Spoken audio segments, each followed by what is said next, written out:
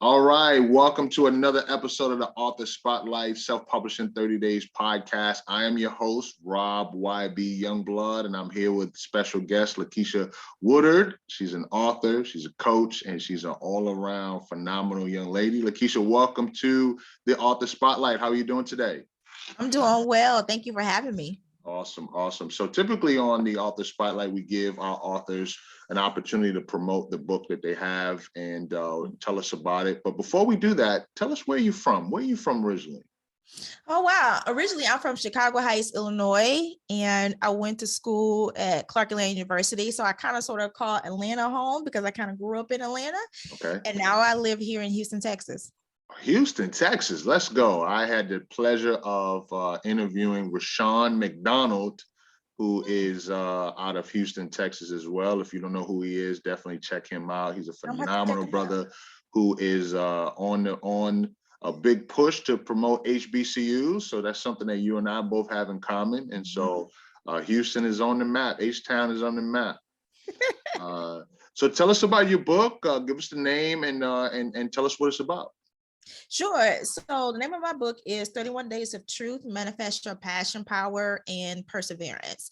And so what it is pretty much a journal. So for 31 days, I give you, tips and tricks and actionable steps that you can take to literally turn your issues into triumphs. So for me, I didn't want to necessarily write a motivational book that gives a whole bunch of fluff. So my book is straight to the point. Right. I give you tips that you can take right now because I believe, people are in immediate need of solutions. They need answers, right? And so my book gives you those answers, clear and concisely.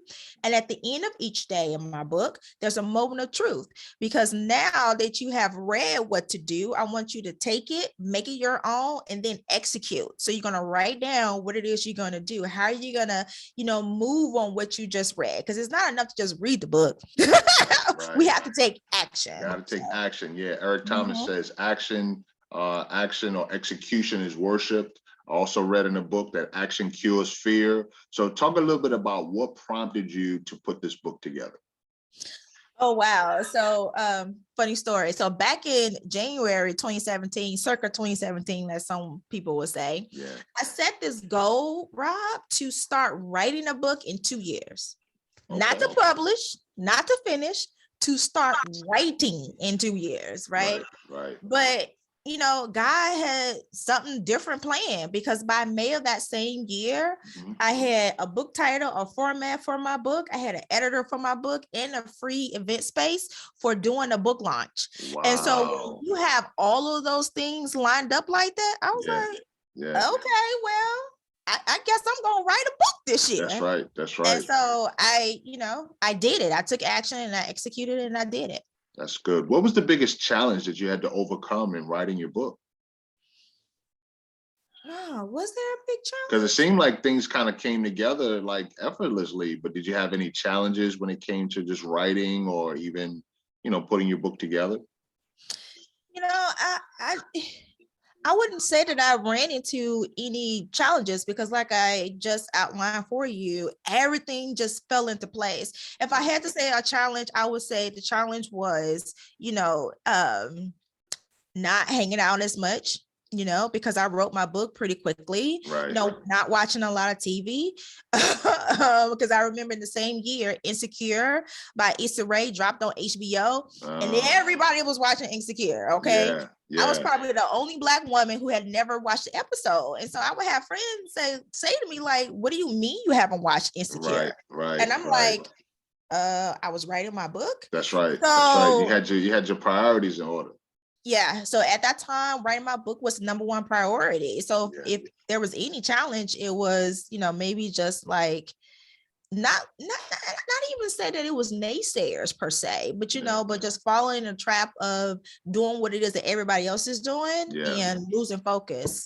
But you speak to a good point, because most people think that they don't have to focus. They can still live their life, but you have to dedicate a certain amount of energy and time and effort to be able to put a project like this together, especially if you want it to be good.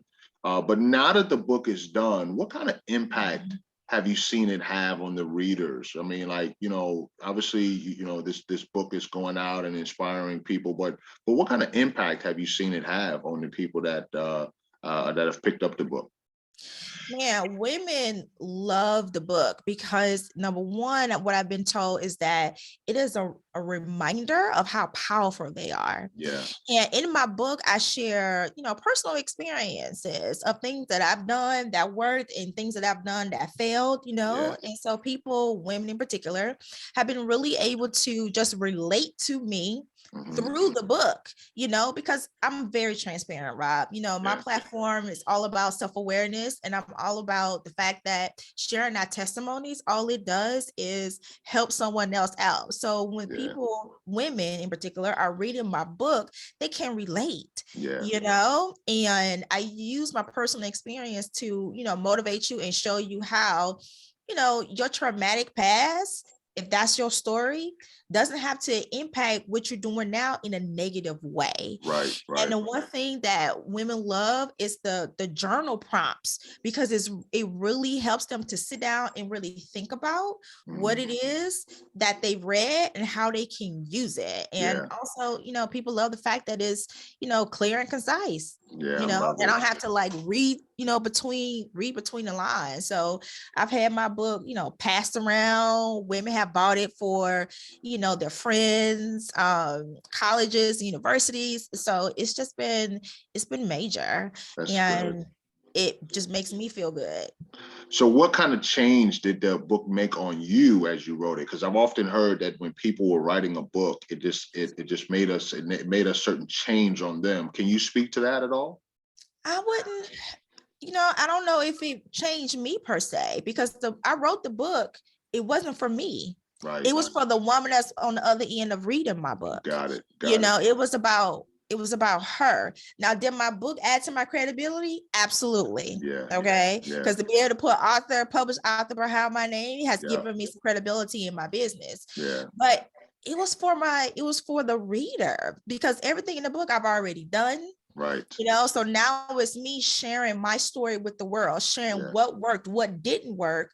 So the next woman doesn't feel isolated. She doesn't feel ashamed. She doesn't feel guilty about, her successes or her failures. Yeah. Because we can feel guilty about being successful. Yeah, that's true. Right. That's the thing. Yeah, that's so true. That's true too. So now that you've gotten that book out of the way, what's next? What's next for you? What's on the horizon? Like what are you looking at accomplishing next? I'm looking at doing a second edition of the book. Okay. So I've been contemplating that, where I bring in a more corporate aspect to the book. Because right now, manifesting your passion, power, and perseverance relates to life. But how do we do that in our careers? How do we do that as entrepreneurs, where we can create work-life harmony? So that's next. So this is an exclusive for your listeners. So I'm working on that. So that project is, probably going to happen in 2022. But again, I'm in this season of obedience, so we're gonna see where God directs me. So oh yeah. And the last time I checked, obedience is greater than sacrifice. So when you do what you're supposed to do, you get what you're gonna get. So that's good. That's good. So where can folks find you, and how can they support your movement? How can they get their hands on your book? Absolutely. So you can find me everywhere on social media at LaKitia Woodard, keeping it simple. LaKitia, as in David, ARD as in David.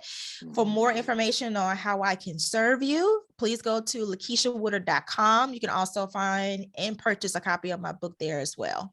Love it, love it. So as we are about to land the plane, let me throw this curveball at you. So you talked about doing a second edition of your book. Let's say whenever you are ready to do that, you can go anywhere in the world to work on this project, and self-publish in 30 days was paying for it. Where would you go?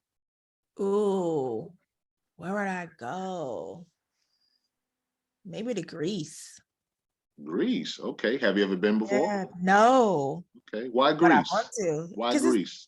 Because it just seems beautiful over there. Yeah. Yeah. I like that. I like that. And I want to go somewhere exotic. Yeah, we've had people say Maldives, we've had people say Kenya, Nigeria, so whole lot of different places, but I haven't heard Greece yet, so that's good. Yeah, We'll add that to yeah. our list. Well, LaKitia, thank you so much for investing your time, your energy to promote your book and to share with us some of the plans that you have. We wish you all of the best. For those of you who are watching and listening to this podcast, you know that our focus is on authors and encouraging them and letting them know that this is the year for your new book. You have an example in LaKitia, so definitely follow through with her if what she said resonated with you. But as you go through your process, be encouraged, be blessed, but most of all, continue to share the faith. And the way that you do that is by walking in your gift, because your gift will make room for you. We'll see you next time. Peace.